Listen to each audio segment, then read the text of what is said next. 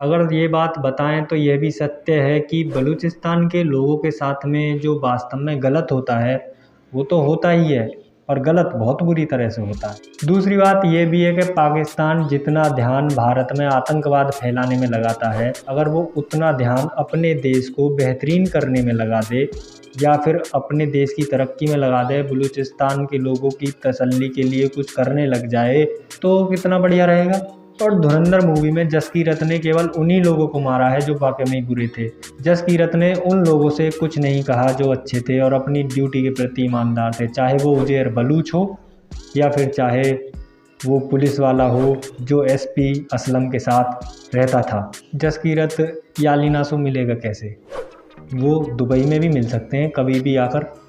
Raw हमारे देश की ऐसी एजेंसी जो बिल्कुल बेकार इंसानों को जो अपना जीवन त्यागने की तैयारी कर रहे होते हैं उनको ट्रेंड करने के लिए उन्हें मौका देती है देश के लिए अपना सर्वोपरि बलिदान करने का और उन्हें एक बेहतरीन ऑफिसर बनाने का। मूवी देखकर ऐसा लगता है कि हमें भी एक इंडियन एजेंट होना चाहिए और गर्व है हमें अपने इंडियन एजेंट्स पर। आतिफ अहमद को जब बताया था पिंडा ने कि मेरा बचपन का दोस्त है जसकीरत, मिलिट्री की ट्रेनिंग कर रहा है, तो आतिफ अहमद बिल्कुल भी नहीं घबराया था कि उसके खिलाफ जांच भी हो सकती है। जसकीरत गुस्से में जब सुखविंदर के घर में घुस रहा था, जो कि वहाँ का विधायक था, तो घुसते टाइम घर में ऐसा लग रहा था कि जैसे रास्ते पहले से ही जसकीरत के लिए तैयार किए गए हों। जसकीरत को दोस्त भी बड़े खतरनाक मिल गए, जैसे पिंडा, जिसकी जानकारी आतिफ अहमद इतने बड़े स्मगलर से हो। जसकीरत का दोस्त पार्ट टाइम जॉब करता है फोटोग्राफी, लेकिन वो एक ड्रग स्मगलर का बच्चा है। जसकीरत ने खुद को बताया था कि वो बलूच से है, लेकिन जब वो कभी बलूच गया तो वहाँ ना तो रहमान डकैत ने पूछने की कोशिश की कि आप बलूच में कहाँ से थे, और ना ही उजैर बलूच ने कभी कोशिश की आप बलूचिस्तान से कहाँ से थे। ऐसा क्यों? जसकीरत ने उजैर बलूच को दुबई भेजा था रेंजर्स के डर से, लेकिन उजैर बलूच तो बलूचिस्तान में भी रह सकता था, रेंजर्स तो वहाँ भी नहीं जा पाते। और बलूचिस्तान से बेहतरीन घर उजैर बलूच के लिए क्या था, ये उजैर बलूच ने या उसमें से किसी के भी साथी ने नहीं सोचा। जसकीरत उजैर बलूच के बाद जब किंग ऑफ लियारी बना दिया गया तो क्या जसकीरत पर किसी ने आवाज़ नहीं उठाई कि उजैर बलूच के होते हुए किंग ऑफ लियारी कैसे बन सकता है? काम तो वो वैसे भी संभाल सकता है, उसके लिए किंग ऑफ लियारी बनने की क्या ज़रूरत है? जसकीरत का साथी पिंडा आखिर जसकीरत को पहचान ही गया कि वो जसकीरत है कि हमजा। जसकीरत आराम से मना सकता था अपनी बातों में पिंडा को, लेकिन उसने मनाने की कोशिश नहीं की। और नशा में होने के बाद भी पिंडा इतनी अच्छी तरह से कैसे लड़ सकता है?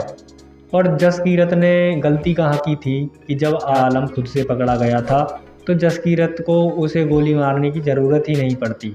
सबसे बेहतरीन होता आलम खुद को भी गोली मार सकता था। जब पुलिस वाला यालिना से पूछ रहा था कि क्या हमजा हिंदुस्तानी एजेंट है, उसके बच्चे को किडनैप कर जो एसपी असलम के साथ रहता था, यालिना ने बोल दिया हाँ। यालिना यह भी बोल सकती थी कि मुझे मालूम नहीं। और एसपी असलम जब मेजर इकबाल से बात कर रहा है, जब मेजर इकबाल पूछ रहा था कि एसपी तूने रहमान डकैत को क्यों मारा, तो उसने बताई कि बड़े साहब की आपसी दुश्मनी थी। लेकिन मेजर ने ये नहीं पूछा कि ये रहमान किसकी सहायता से मरा, या एसपी ने उसे यह नहीं बताया कि हमजा या जसकीरत मिला हुआ है रहमान को मरवाने में। और पाकिस्तान के एजेंट क्या कर रहे हैं? क्या उन्हें जानकारी नहीं होगी कि कौन इंडियन एजेंट है और कौन नहीं? क्या वो कभी भी कोई भी काम बिना चेकिंग के करते हैं? ये मूवी मुझे तो एक प्रोपेगेंडा लगती है। ऐसा कहने वाले बहुत मिलेंगे, लेकिन मूवी सच्चाई से कितनी जुड़ी हुई है मुझे खुद नहीं पता। मुझे भी ये मूवी ऐसे लगती है जैसे झूठ हो, क्योंकि जिस तरह से आतिफ अहमद को पुलिस कस्टडी में मारा गया, कैसे हो सकता है? क्या कोई भी इंटरव्यू बिना जांच के किसी ऐसे इंटरव्यू ले सकते हैं? नहीं ले सकते। क्या कोई भी नेता किसी भी देश का किसी भी ऑफिसर के कहने पर अपने नोटों को बदल सकता है? बिल्कुल नहीं। मुझे देखकर विश्वास ही नहीं होता कि इस मूवी में ऐसा कैसे हो सकता है। वाकई मूवी मुझे बहुत पसंद आई क्योंकि अच्छी थी। पसंद इसलिए आई कि आप बैठने देखोगे तो आप बोर नहीं होगे और मूवी को अंत तक ही देखोगे। बीच में से आप मूवी को छोड़ ही नहीं सकते, चाहे आप मूवी की कितनी ही बुराई क्यों ना कर लें। और मूवी की खासियत अच्छाई होने की सबसे पहले यही है। अगर तुम में मूवी देखने में इंटरेस्ट आ रहा है तो मूवी अच्छी ही है। तो मूवी पर रेटिंग मूवी देखकर ही ऐसे दी जाती हैं, जो जितनी देर बैठता है परसेंटेज निकालो और रेटिंग दो।